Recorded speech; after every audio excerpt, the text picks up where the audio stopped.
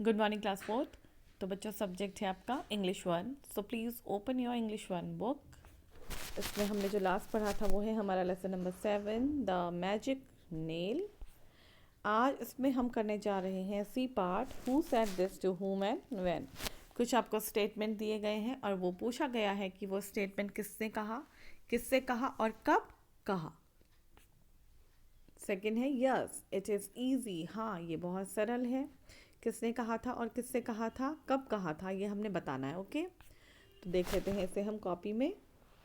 Class fourth है, subject English one है, date 4 दिसंबर 2020, lesson name the magic nail.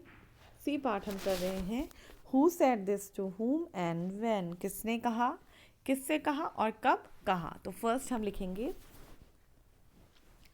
Don't think I can give you a meal. इसमें U आएगा। Don't think I can give you a meal, ये बिल्कुल मत सोचना कि मैं तुम्हें खाने के लिए कुछ दूंगी।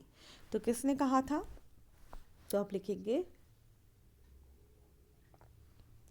Women said this to tramp when he asked something to eat. ये लेडी ने कहा था, ओल्ड वुमेन ने कहा था, ट्रैम्प से कहा था और कब कहा था, जब ट्रैम्प ने खाने के लिए कुछ मांगा था। ओके, सेकंड है यस इट इज़ ईजी, हाँ ये बहुत सरल है। किसने कहा था, the tramp said this to woman when she thanked him. ये ट्रैम्प ने कहा था वुमेन से और कब कहा था, जब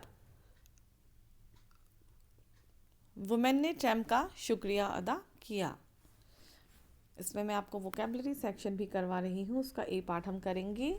find the words from the story which mean opposite of.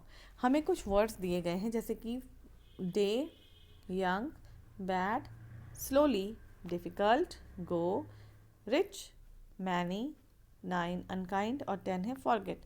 अब हमें इसके अपोजिट लिखने हैं, लेकिन इनके जो अपोजिट हैं वो आए हैं लेसन में ही वो अपोजिट हमें मिलेंगे। ठीक है, तो जब मैंने रिवाइज किया बुक तो डे का अपोजिट मुझे मिल गया नाइट। यंग का अपोजिट जो लेसन में था वो है ओल्ड। बैड का अपोजिट गुड था।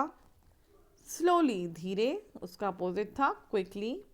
डिफ़िकल्ट कठिन, अपोजिट मिला है इजी। गो ये आप अपने आप सर्च करेंगे। रिच का अपोजिट मिला पुअर। मैनी बहुत सारा, सम थोड़ा। अनकाइंड जिसके अंदर दया नहीं होती है, जो दया नहीं करता है वो अनकाइंड होता है। उसका अपोजिट है काइंड मतलब दयालु, दया करने वाला। फॉरगेट मतलब भूल जाना।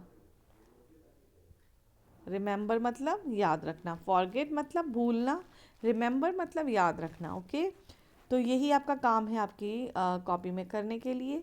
इस बहुत थोड़ा सा काम है, इसलिए बहुत अच्छी सी राइटिंग में और लर्न करते हुए आप इसे अपनी कॉपी में उतारें। ओके, उसके बाद हम आगे बढ़ेंगे नेक्स्ट एक्सरसाइज के साथ।